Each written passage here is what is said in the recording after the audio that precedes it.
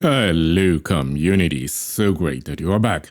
Now, you ask me, hey, I want to see the difference if I use an 8B model, a 14B model, or a 32 billion free trainable parameter model.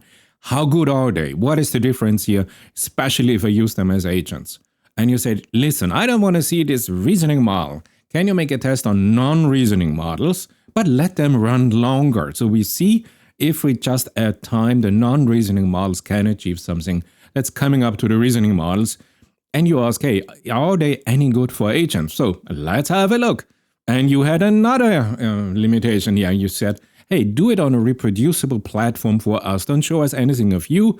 We want to be able to replicate here your test. So I have to go to a platform that everybody has access to.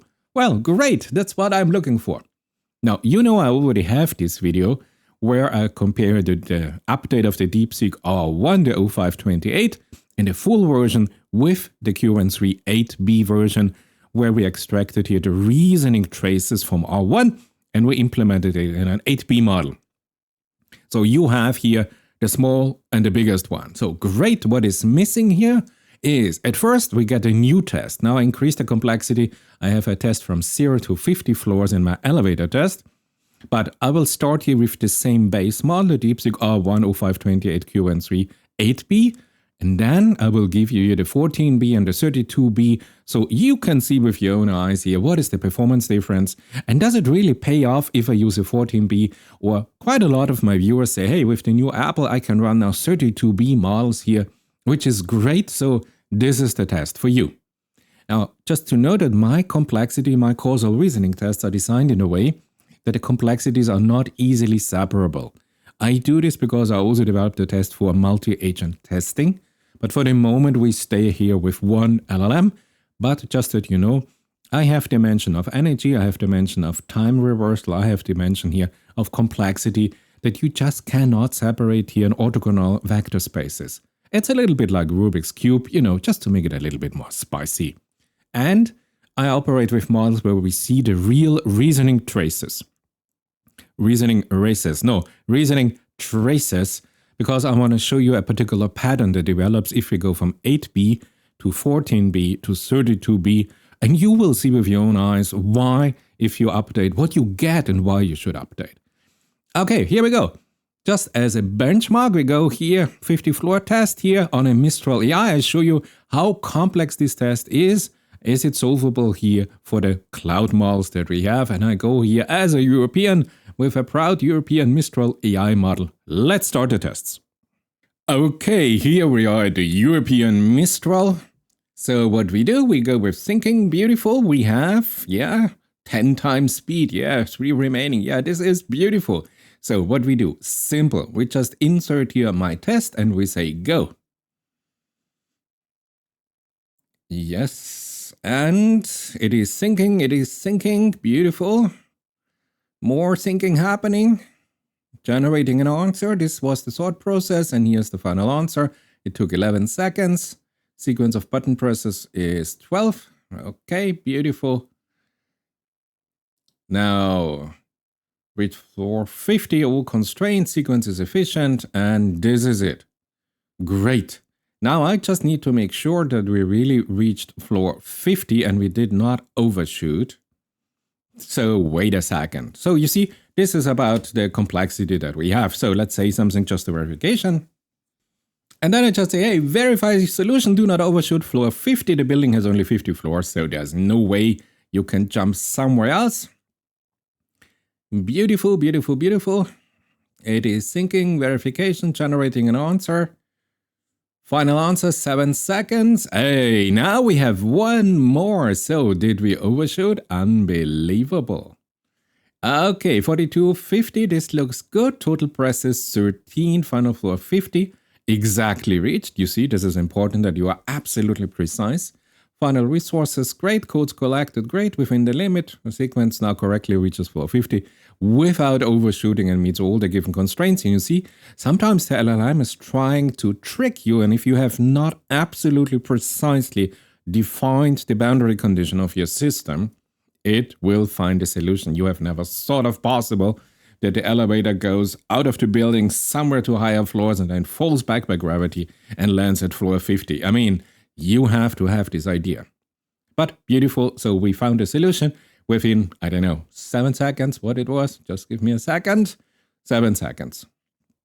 And here you have revisit the solution to ensure we do not overshoot. Beautiful. So you see we had 12 steps here, but since the building has only a floor, it's overshoot here floor 50. No, this is not really what we want, and we have to have a correction plan. So you see it calculated here, a new strategy. Beautiful. This is it. Alternative path from floor 15. Great. Mirror mode on. Yes. Everything it's thought about here. The complete new process. Again, this overshoots 50. Let's adjust it. So you see self-reflection, self-correction. Beautiful. Found a selection. The path seems problematic because reaching exactly floor 50 is tricky. Let's reconsider our approach from earlier steps. You see exactly this is here if you want a personal best already achieved for a part of the problem. From 27, it finds now here alternative routes, avoiding here also a trap floor. Great. So it tries out some of those. Approach still does not exactly reach floor 50. So let's consider another path starting from floor 27. So now knowing the endpoint of 50, it tries all, reverse engineer all the path that lead from the end of 50 down to some other floor before. And as you can see, we are stuck in trying for reach floor 50. Let's try another strategy starting from earlier steps. So it's going back now even deeper in its own thinking. Great. So we are now at floor 15. And now from floor 15, it's trying to achieve something. And button D, yes, yes, yes. This seems problematic. Let's consider going from 39 to 42 and then see the options. Alternatively, no. And then here, button H resets here the mirror mode, clears the code, resets the flags, and costs 3 APC. Primary use seems to be to reset functionality, not the movement. Not helpful to higher floors directly, but if we use from 42, use the button E. Well, what a surprise. This is exactly the correct solution. So you see, done within 7 seconds. Beautiful with this acceleration by MISTRAL. I think they are called Cerebras. It's a beautiful, fast solution. Great. So here we have it. Verify the final state. Great. Verification of all the steps in the reasoning process, and then here, the generation of the answer. So you see, this is not the best answer. This is just a beautiful solution that is within my boundary condition. Great. It took 7 seconds. So you see, it is simple, able to solve the task, no problem at all. So here we're now in a Hugging Face. Beautiful. So I enter here my test. Yes, this is great. As you can see, this is now the 50 floor elevator test. And we're waiting. As you can see, DeepSeek AI and the featherless AI is our provider. So this is a commercial provider. You can go there. We are running now here on Hugging Face. So you can go there, you can verify. You can see here exactly what I see. This is the first time I do this here. So let's have a look. As you see here, we are here. Yes, some kind of reasoning traces. Now the objective, it understand now all the button, the trap hits, clarify here the trap events, okay? It understood here the traps, the constraints, the code that are acquired, so it understand all the element here of my query. And now the special triggers, no? And now it says, okay, careful. There are some combination you have to be careful about. Great. So it goes through all the different sensitive combination, and let's start. And I say, let's start here now. There's a mirror mode and there's a night mode. Of course, everything is getting a little bit more complicated now in this test. But you see the DeepSeek R1 0528 Qwen3 8B is trying just to understand it. And now we go here from floor 0. So now it is off the race. And you see, it is rather a trying, no? Although it has the reasoning traces from R1, it is not a reasoning model in itself. It has been empowered with reasoning traces, but it got no time, more or less, to really find a new strategy. Go into a de-planning mode. So what we see here is more or less, hey, in real time, I have an idea, it's not working, I try just the next best from the probability distribution. So this is all depending now here on the reasoning of the training data. So yes, let's accelerate this a little bit. I go 700%, otherwise it would be a little bit boring. As you see, temperature is at 0.5. And yes, we run out, so I have to say continue. This was the token window, never mind. But you see, here, let's outline the plan. Isn't this beautiful? Look, you see, it's the reasoning traces of R1 that are now shining through and that help you compared to a real only 8B without the distillation of the reasoning traces. And then it just goes on. It has kind of a start strategy, and now it just, with this, it tries here to find a solution. Yes, of course, this is, as you can see here, just also a trial and error at a certain time, but at least here at the start, yeah, we run out of token a second time. Now it tried to solve its complexity. But remember, it's just an 8 billion free trainable parameter, so it cannot have the complete complexity of all orthogonal solution space directions. And as you see, it is just going here in linear direction, trying to solve. Okay, another continue. Yes, beautiful. So we reached floor 50. Beautiful. Okay, we found a solution. Now, is the solution within my things? Yes. Provide this answer. Oh no, we found a solution, but it's not Pareto optimal because it is not really taking care about all my constraints. But at least, you see, for the purpose of this response, I'll submit the sequence. But let's go now to a 14 billion one. But here, no reasoning traces. This is just the Qwen3 14B. And I have a new platform, Nebius AI Studio. So let's see. So what is the 14B able to do now without the R1 reasoning traces? As you can see, it's a plan. It has an understanding. It's not a reasoning model in itself, again, as you want it. And you see, sequence A, start at floor 0, press A again, and then A again, and A again. So now we are running more or less through all of the different combinations. 14B has more of an internal, if you want, causal reasoning pattern, a little bit more complicated. As you see, we have kind of paragraphs now where the reasoning length is if you want, this paragraph, but we always fall back here to single optimization steps. So, yes, 700% accelerated, otherwise it would be a little bit boring. Let's just see here when we come to the next result, when we will run out of tokens real soon. Here we have it now. You see? Total presets 20, final floor 50. Great. But we have not all requirements fulfilled, so let me think again. Alternatively, let's go back to floor 29. Let's check a different approach. Let's try a new sequence. It has no strategy. It is just point to point to point, trying to optimize. This is tricky, like this. Let's combine here everything. Yes, so the path is not working. Let's try to collect the green code card earlier.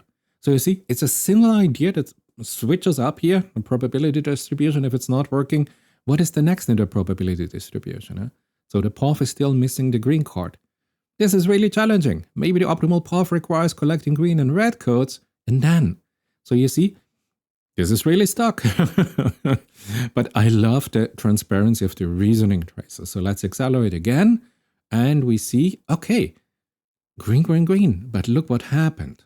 Have you seen it? The floor, we are 51. We have 551 floors. What the hell happened here? No, you cannot say me this is all the constraints are met. Why we have 5 times we had floor 51. So I say instead of 15 to 19, you're already in floor 51. Why? What is this behavior? No? What do you want to achieve? No? And it starts to think about it. No? It says, wait a minute, no. And it tries another solution, and it tries another solution, but it's not there. You see, we are still at floor 51. Although I told it cannot resolve this. The complexity is not high enough, the capacity. And I said, hey, if you found the exit 29, why don't you use it? And now again, it's going back into this. It's trying to understand, but the interconnected complexity is too high. So I say, hey, where does the AI really lose the idea? Floor 29, which is a good idea. Where does it happen? So let's scroll back here in the reasoning traces. And I love transparent models here, because then you see exactly what went wrong. So execute emergency exit on floor 29. Beautiful. It's exactly there. This is the correct path. Yeah?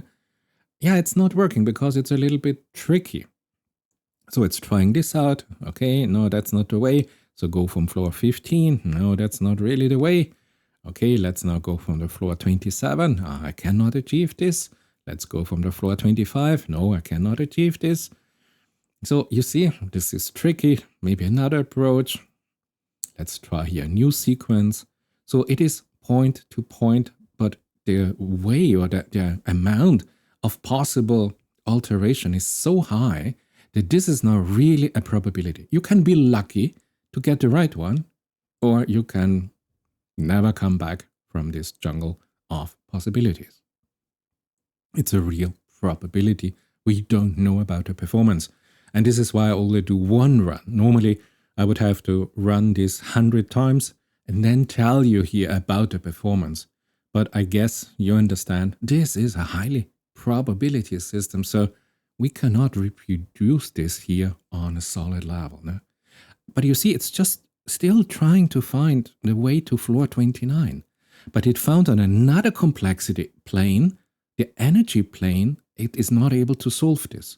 So either it solves the approach here of pressing the buttons in the elevator, or it solves in another dimension the energy management. But this is too much for our little 14B model, no?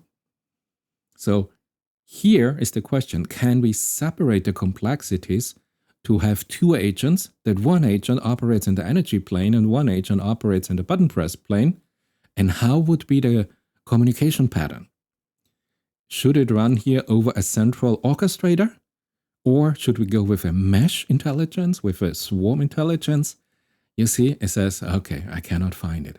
A lot of you ask me about temperature. Temperature 0 or temperature 2? And I go to temperature max here. And I have here a new provider. So let's run this again by new provider, Qwen3 14B. The exact same model, but now with max temperature. Now the creativity is absolutely. And now let's have a look here at the reasoning traces for the max temperature. Yeah? It starts to understand what is my task, beautiful. Then it starts to understand what are my constraints, I have to collect here the green card, the blue code card. Great. So I need to collect the codes. There are specific algorithms behind those code cards. Great. It's not the fastest. Let me consider other options. But you see, again, here, the strategy is missing, no? It has an idea. It goes with this idea until it fails, and then it just swaps around somewhere else. There's no coherence in a vector development going into a particular direction. Use button D, yes, do this. I accelerate a little bit, otherwise it would be boring. Now that press is understood. Let's see this. Now let's come back. Step 7. So this is here the beauty if we have a transparent reasoning trace. You see the augmentation is with 14B already a little bit more. No?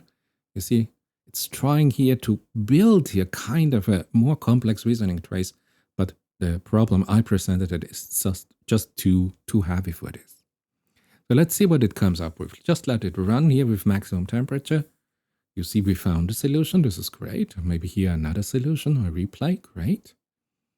Okay, and here we have final step-by-step table. 14 presses. Oh, we have a red now. So it says 14 pushes. Great, but a fail with the energy. So you see, it could not solve all complexities. It could solve it with the button presses, but not with the energy. So now it comes back and says, oh, I have to consider now a new sequence for the energy packages, EPC. So now it tries now, with its given solution for the button presses, to find alteration of the button presses and now taking into account here the energy that it would use for each button press. So you see, it's not a multi-dimensional complexity solution, but it is going in one dimension trying to solve it, another dimension, another agent trying to solve it, but the interplay here at the 14B model is missing. And Qwen3 is a beautiful, it's an excellent model. Other models not even achieve this state of performance. So just go on. Just can accelerate a little bit. So You see, now it found a much better plan. Only 10 button presses. And it meets all the goal. And now the system is happy, I'm happy. But wait a second, yeah? Because as you know, yeah, this seems optimal, only 10 presses. Yes, everything is beautiful, but now it discovers, oh, I overshot. I only have 50 floors. So going above 50 and just then cap it numerically is not a valid solution. It understood that this is not a valid solution. This is beautiful, no? But now it has a problem. Now everything failed in the augmentation. So now we are back just to guess it. Let's go 32B and let's accelerate on a groq platform. This is real time. This is not accelerated. This is really real time here on groq acceleration.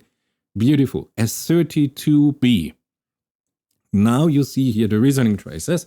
And let's see, I'll just give it here some time to find the solution.